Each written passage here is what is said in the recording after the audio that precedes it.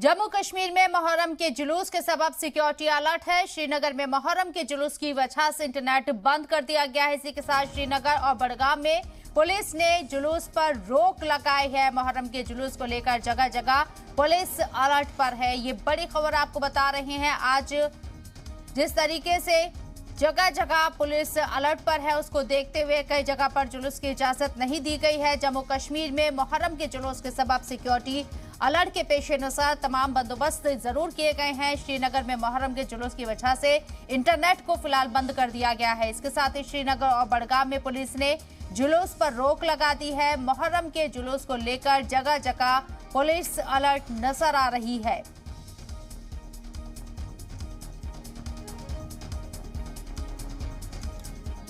तो ये बड़ी खबर आपको बता रहे हैं। जम्मू कश्मीर में मुहर्रम के जुलूस के सबब सिक्योरिटी अलर्ट नजर आ रहा है। इसके साथ ही श्रीनगर में मुहर्रम के जुलूस की वजह से इंटरनेट खदमात को बंद कर दिया गया है। वहीं श्रीनगर और बडगाम में पुलिस ने जुलूस पर रोक लगा दी है। मुहर्रम के जुलूस को लेकर जगह जगह पुलिस अलर्ट नजर आ रही है।